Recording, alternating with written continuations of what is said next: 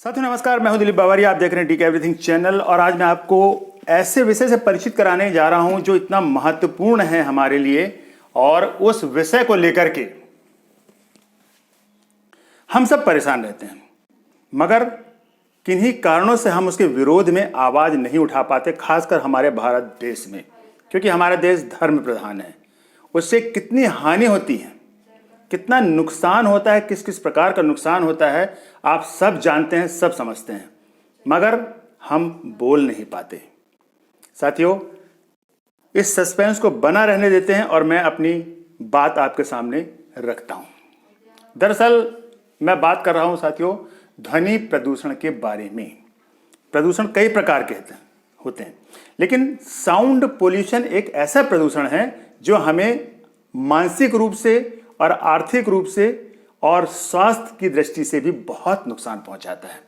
वो कैसे नुकसान पहुंचाता है, हम इसके बारे में चर्चा करते हैं।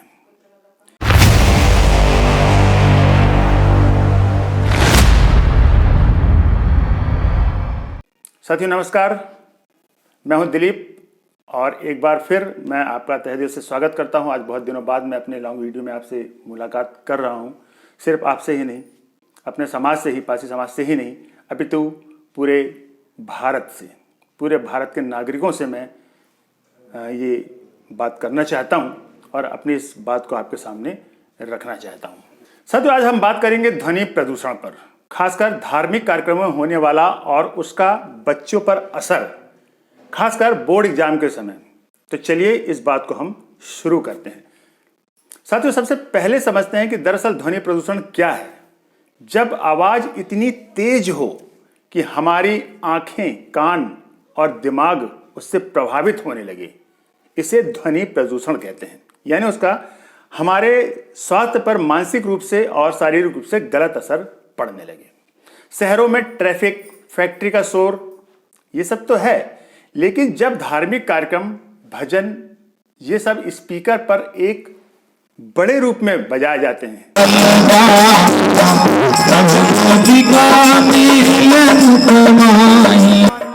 तब ये बहुत ज्यादा परेशान। वैज्ञानिक कहते हैं कि 85 डेसिमल से ऊपर की आवाज, यानी 85 डेसिमल से ऊपर की आवाज हमें नींद की कमी, तनाव, मानसिक थकान दे सकती है।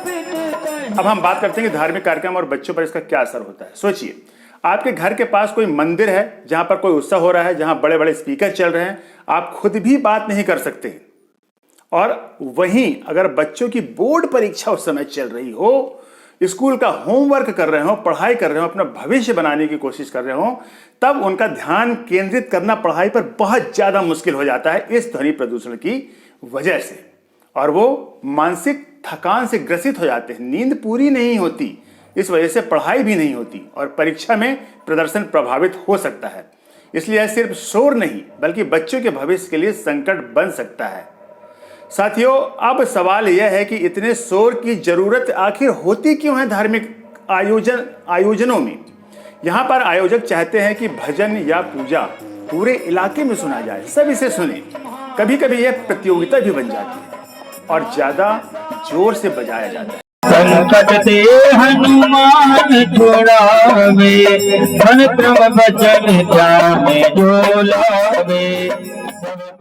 लेकिन असल में धर्म का उद्देश्य बच्चों या पड़ोसियों को परेशान करना नहीं है, बल्कि मानसिक शांति और एक सामूहिक आनंद है। साथियों, गौर कीजिए कि मेरे आपको कुछ नॉइज सुनाई दे रही होगी, ये भी उसी से संबंधित है। तो समाधान क्या है आखिर इस चीज का? स्पीकर की आवाज को 70 से 75 डेसिमल तक ही सीमित रखना चाहिए। इससे ज्यादा रखना अवैध है, नुकसानदायक है। इसके लिए समय तय करें, सुबह 6 से 8 और रात 10 बजे के बाद शोर कम करें। ये पढ़ाई के और बच्चों की स्टडी का समय होता है। स्पीकर की आवाज 70-75 डेसिमल तक ही सीमित रहे, समय तय करें और आधुनिक तकनीक का इस्तेमाल करें। बिना शोर फैलाए आवाज पूरे इलाके में पहुंचाई जा सकती है, धीमी गति से। और बच्चों की परीक्षा का, विशेषकर बोर्ड परीक्षा का विशेष ध्यान रखें। इस विषय को लेकर पड़ोसियों और आयोजकों में जागरूकता फैलाई जाए, जिससे कि वह ऐसा काम करें कि ध्वनि प्रदूषण ना हो, किसी प्रकार की परेशानी ना हो और हमारे धार्मिक कार्यक्रम भी निर्भीक और निर्विघ्न रूप से चल सकें। पढ़ाई भी बच्चों की पूरी हो सके उनके भविष्य का सवाल होता है। दोस्तों, धार्मिक उत्सव और बच्चों की पढ़ाई दोनों हमारे लिए महत्वपूर्ण है। हमें सिर्फ थोड़ी जागरूकता और नियम अपनाने की ज़रूरत है, उनका पालन करने की ज़रूरत है। अगर आपको यह वीडियो दोस्तों पसंद आया हो, मैं जल्दी जल्दी इसलिए बोल रहा हूँ क्योंकि यहाँ पर कार्यक्रम शुरू हो गया है हमारे यहाँ, वही धार्मिक कार्यक्रम है, बच्चों की बोर्ड परीक्षाएं चल रही हैं। बावजूद इसके यहाँ पर किसी प्रकार की कोई जागरूकता नहीं है, वैसे ही बहुत ज़्यादा ध्वनि प्रदूषण फैलाया जा रहा है। तो दोस्तों, यदि ये वीडियो पसंद आया हो तो प्लीज़ इसे ज़्यादा से ज़्यादा आप शेयर करें, फैलाएं, ताकि लोगों में जागरूकता आए और जिससे हमारे जो नौनिहाल हैं, जिनके हाथों में हमारे देश का भविष्य टिका हुआ है, वे अपनी पढ़ाई कर सकें, वे मानसिक रूप से परेशान ना हों। तो मुझे उम्मीद है कि आपने मैं संक्षिप्त में और जल्दी जल्दी जो बातें कही हैं वो आपको समझ में आ गई होंगी। और ये वक्त है जब परीक्षाएं चल रही हैं और ऐसे में यदि ऐसे हालात निर्मित होते हैं तो कितने ज़्यादा वो हमें परेशान करते हैं मानसिक रूप से भी। और ये अभी के लिए नुकसान नहीं है, ये पूरा भविष्य बच्चों का तबाह कर सकता है। शायद आपको थोड़ी आवाज़ आ रही हो।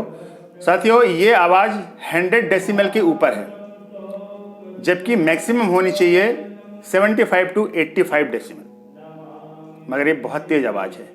और ये कार्यक्रम चलेगा लगभग शाम के 7:30 बजे तक, यानी अभी प्रारंभ हुआ है। मैंने कोशिश की थी कि वीडियो में पहले बना लूं, मगर किसी कारणवश वो कार्यक्रम आखिर प्रारंभ हो ही गया। फिर भी आप इसे समझें ताकि आपको इस चीज़ का आभास भी हो सके कि हाँ, ये शोर वास्तव में कितना नुकसानदायक हो सकता है। दोस्तों, यदि मेरे चैनल को अब तक आपने सब्सक्राइब नहीं किया है तो प्लीज़ सब्सक्राइब कर दें और मेरी वीडियो को लाइक करें, शेयर करें, ज़्यादा से ज़्यादा लोगों तक फैलाएं और उन्हें जागरूकता है। क्योंकि हमारे समाज में पढ़े लिखे बुद्धिजीवी भी ऐसे हैं जो इस चीज़ को नहीं समझ सकते। उनको ये एहसास ही नहीं है कि ये समय बच्चों की पढ़ाई का है और बोर्ड परीक्षाओं का है। 10th 12th की बोर्ड परीक्षाएं अभी वर्तमान में चल रही हैं। बच्चे कितनी परेशानी का सामना करेंगे, उनका भविष्य कितना खतरे में पड़ सकता है। चलिए दोस्तों, अगले वीडियो में फिर मुलाकात होगी। तब तक के लिए जय हिंद, जय भारत।